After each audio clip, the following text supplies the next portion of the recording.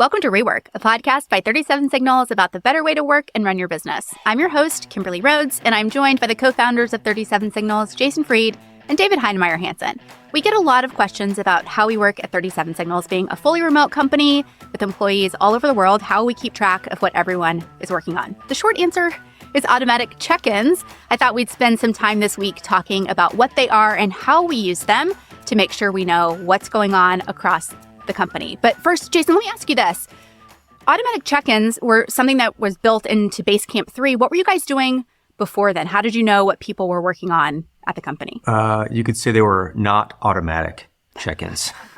So it was more like, hey, what's going on? Hey, what's going on? You know, people would write up these sort of heartbeats occasionally and kickoffs occasionally, but we didn't have this regular cadence of daily updates or semi-weekly updates about what people were planning on doing and what people were working on. So it was kind of a scale thing too. We sort of didn't really need to, and we were much, much smaller. Everyone was a little bit more involved in everything, and you kind of had things rubbing off on you, so you just sort of knew. But once you get to a certain size, you don't know all that's happening, nor should you have to go seek out all that's happening, because that's a lot of work or a lot of meetings or a lot of status meetings or status reports. So we introduced this idea of, the fundamental idea behind this was that if you want answers, you have to ask questions. The idea that people are just simply going to volunteer what they're working on all the time in an automatic way, it's just probably not going to happen unless it sort of becomes policy.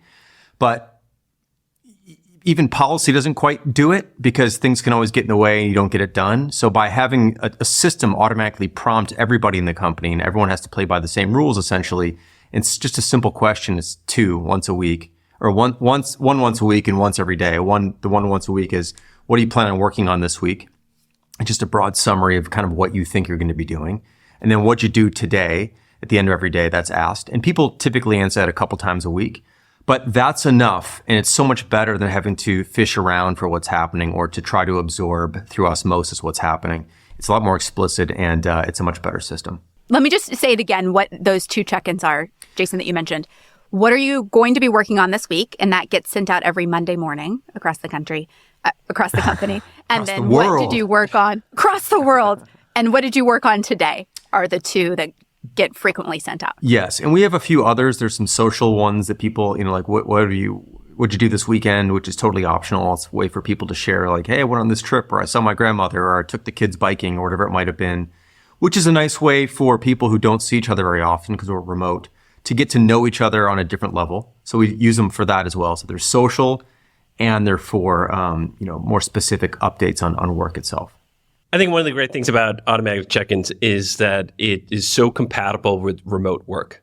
Automatic check-ins answer or ask the individual on their time zone at the end of the day, for example, of what you work on today, or at the beginning of their day on Mondays of what are you going to work on this week, in a way that does not require the grinding of gears, as we like to say. It does not require schedules to line up for a status meeting that involves 5, 7, 10 different people. When Jason says we didn't use something else, lots of other companies do something else. And what they mainly do is they do different forms of status meetings. Maybe a boring company calls it a status meeting, and a hip company calls it the daily stand-up. But it's the same thing. It's still a status meeting where you sign up in synchronous time to be in the same either physical room or Zoom room at the same time and go around the table one by one. What are you working on today? What are you working on? What are you working on? That requires the grinding of gears. It requires schedules to line up, which is just not that compatible with remote working.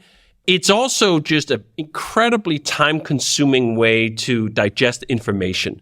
There is basically nothing worse than wasting your time in a meeting just waiting for someone to finish talking about something that is perhaps tangentially interesting to you or relevant to you, when you could have scanned that block of information, what's in that nugget, in about 2 seconds. And I think that's what's so powerful about automatic check-ins, especially for someone who's trying to keep a tabs on multiple individuals in the organization, multiple teams in the organization.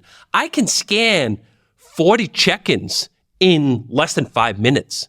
If I had to sit in on the status meetings of 40 people, like that'd be the entire day. Nothing else would be done except for that. So there's both this sense that automatic check-ins allows greater flexibility in your schedule, and it's also just a vastly, perhaps the most meaningful jump in productivity of relaying information, these status updates, they're common. Oftentimes, they're not even that exciting. It's not like some great revelation is going to be put into these answers. It's just like, okay, I feel like I'm in the loop.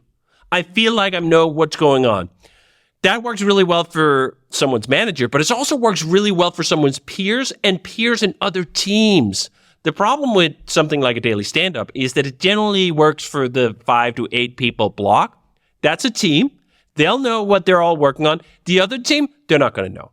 They're not going to have a sense of what's going on. And we have so many serendipitously interactions that come from these posts. Someone will relay what they're going to work on or what they had work, and they say, like, I'm working on this problem. Someone from an entirely different team will just squint, see that, jump into the comment thread. These automatic check-ins have their own page, and you start a conversation.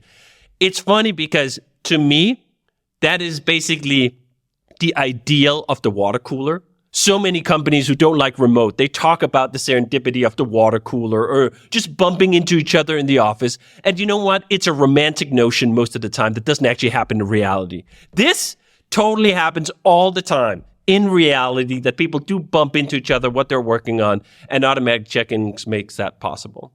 And what's cool, by the way, because I can imagine someone going, well, God, that sounds annoying. Like, this team is talking about this thing and these people are jumping in. It's like, it's not annoying, first of all. It doesn't happen that much. And when it happens, it's usually a short conversation or an interesting one. And you don't have to participate if you don't want. It's just, it's one of these things it's a subtle way to keep tabs on a lot of things, dive deep when you need to without getting too wet, and jumping right out of the water really quick. It's just really, I can't imagine another way to do it rather than, like David said, sitting in on everything. And then when are you going to do anything? And what often happens at other companies is you have then this chain of aggregation, because you cannot sit in on a status meeting of 50 people. That's not relevant or realistic. So what you have is you have these pods, you have these teams. They may do a daily stand-up. They may do a weekly summary. Then you have some layer of middle management. And then you have another layer of management, depending on how large you are. And the information sort of gets aggregated up. And every step, every hop that information has to travel, it's a game of telephone. Half the value of the update is actually lost. Sometimes it's misstated. Sometimes it's something totally different. This is one of the reasons why the larger organizations typically get the less accurate information the people at the top have, because it has to travel through all these hops. When I'm reading a check-in from a programmer who's on the SIP team or on the web team, I'm getting the original source. I'm not getting it 2 layers removed, 4 weeks apart, filtered through some manager's filter. And I think there's just such a clarity of information in that. And most of the time, it's not like you're luxuriating in this. You're just like, let me just take it all. You're just skimming it. You're skimming it. And you can skim so much information and narrow in on what's actually relevant and where you need to dive in or perhaps have an opinion on something. And you can just choose to focus on there while only spending 5 minutes a day on catching up on everyone. Like, what other piece of technology would allow this to happen? That, to me, is just, it's such a marvel. And I'd actually go as far as to say, these 2 questions are probably the most important part of what makes 37 Signals with around 70 people work as a remote organization without drowning in all these synchronous meetings all the time. I will also say, I think one of the things that's great about automatic check-ins in Basecamp is that you can link to other things. So a lot of times you'll see people who will write what they've been working on and they're linking it back to another project or to an on-call card or some other place of documentation where if you had that meeting in person, you can just be like, oh, I'll send it to you later, or I'll follow up after this meeting and send you the information, where it's all in one place, to your point of just being able to scan quickly. What's interesting about that too is I would like this part of product development where one feature leads to another. So people would do what you say, Kimberly, they link up things, but then people wouldn't have access to these other things because they wouldn't be on these other projects. And it was frustrating because you'd see, I want to see what that's about. So then primarily because of that, we added this new feature called all access projects, where you can turn a project into an all access project without having to invite everybody. They're automatically invited if they basically click a link and they get to have access to the project. So that feeling, this is like how we think about building new features. This is a bit of a tangent, but we had this pain point. We had this point of friction, and it was annoying to have to ask someone for access to something that everyone should be able to see anyway. So that led to something else. which is one of the wonderful things about using your own product is that you find these spots and you make these things work for yourself, and then it happens to work for thousands or tens of thousands of other customers. I think that specific feature of linking to more information is also what really is so powerful about this. Anyone's individual check-in is usually 1 paragraph, 2 paragraphs. There's not actually that much depth in it, but in those links, there's usually an incredible amount of depth. So I do this all the time. I will scan 20 people's stuff, and there's like one person who's like, oh, they're working on this. Let me dive in more. It may be a link to another Basecamp project, usually all access, as Jason says, or it may be a link to a GitHub repo. And I can dive all the way down to the actual work itself. And I think that's what's so crucial about this way of working remotely.